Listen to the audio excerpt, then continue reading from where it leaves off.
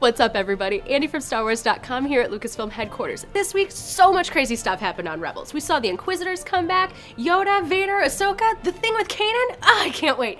Let's just get this episode started. Rebels Recon starts right now.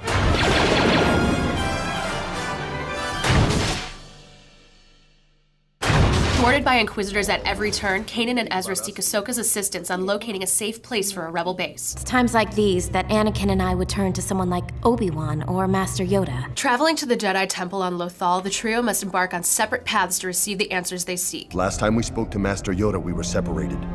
Maybe this is my path alone. There, Ahsoka discovers the truth about Anakin. Yoda tells Ezra where the rebels should go next, and Kanan is knighted by a surprising former Jedi, all before narrowly escaping the Inquisitor's grasp. The Jedi are growing in their power. It will be their undoing. This week, our Jedi had some pretty heavy realizations inside the temple. I sat down with cast and crew to talk about what it was like bringing Ahsoka and Anakin into the show, whether or not the Grand Inquisitor was really a temple guard, and how Ezra has grown during his journey. Check it out.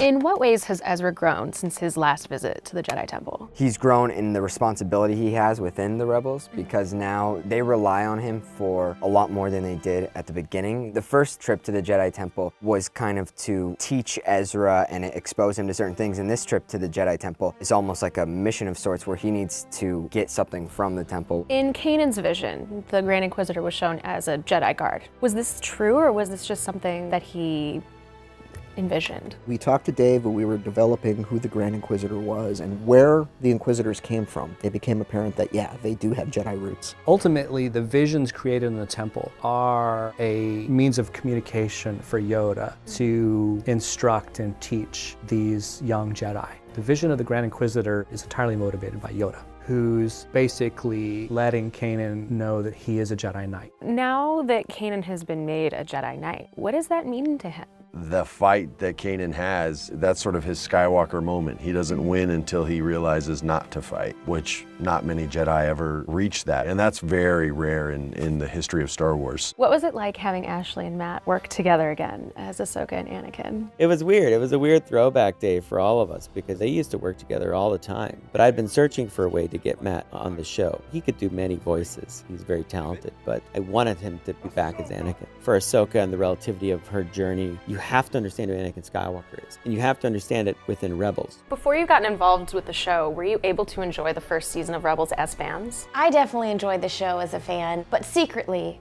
publicly I tried to act like I was a bit more indifferent because I didn't want to give it away that Ahsoka came out at the end of season 1. I really liked it. It's a really fun time in the Star Wars saga. Something that I really enjoy about it is seeing more of the Empire, kind of the behind the scenes. The first act of Shroud of Darkness implies that Anakin and Ahsoka were together immediately before the events of Revenge of the Sith. Has Dave given you any hints as to what happened in those final moments together? Not really much at all. Dave likes to keep things tight, but Dave is so aware of things. If we needed a piece of that for this performance, he would fill us in. I've tried to give as many clues as I can as to what did happen after she left the Jedi Order. For now, I have to treat the characters with the experience that I know they had. So Ahsoka can't lie. She can't say, the last time I saw Anakin, I walked away from him at the Jedi Temple. No. Because she has seen him since then. She was involved in a very important mission at the end of the Clone Wars. We've gotten to tell a critical piece of her story, one that I wasn't sure I'd get to tell after Clone Wars stopped. Rebels has really been a benefit, not just for the people working on it, but to continue the story of a character that they all have been a part of creating. We're so close now to the end, so, it's exciting.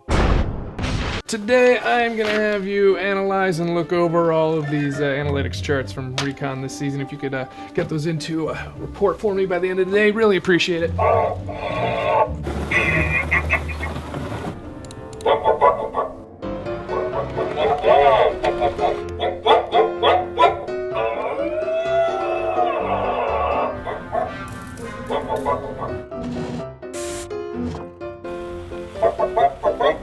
Oh man, capital job, Chopper! Last week, we learned that the Geonosians might all be dead, but a lot of you pointed out that that's not exactly true according to the comics. So I tracked down the Lucasfilm Story Group's resident comic book guy, Pablo Hidalgo, for answers. Watch. All right, Pablo. Yeah, what's up? Let's talk Geonosis. Okay. Bowtie Pasta asks, Rebels Recon. So in Vader #1, it's shown that Geonosians are alive and mixing with droids. But in Rebels, they're nowhere to be found. Why? Well, actually, that is Vader #4, not Vader #1. But it's a good question. In that comic, we see Vader go into the depths of Geonosis, and he finds a surviving queen that has been sterilized and going nuts and is building droids instead of hatching new Geonosians. Something bad happened on Geonosis, obviously. Vader went into the very depths of the planet and found this survivor. When our rebels arrived there a few years earlier, they really didn't have much time to do that thorough a scan. So as far as they're concerned, all the billions of Geonosians are gone. How we get from Rebels to Vader and what might happen in between is storytelling we're going to tell in the future. Exciting. Thanks, Pablo. No problem. Got questions about Shroud of Darkness or anything else you want to know about Rebels? Tweet it to @StarWars using the hashtag RebelsRecon and we'll answer what we can online. Now, Star Wars Rebels and Rebels Recon are taking the next week off, but we can't just leave you hanging like that, so we have an exclusive clip from our next episode, The Forgotten Droid. Enjoy.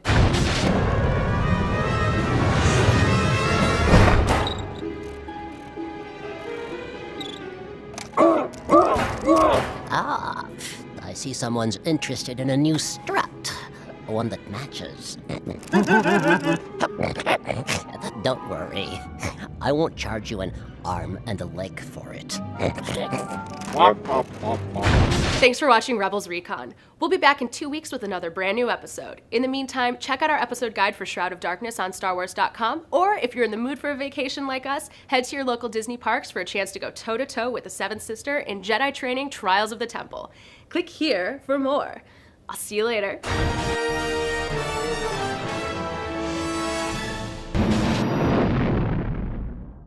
Hey everybody, Andy from StarWars.com here again at Lucasfilm headquarters. This week we saw Zeb and Kellis form an unlikely alliance in the Honorable Ones, and now, as usual, I'm here to take you behind the scenes.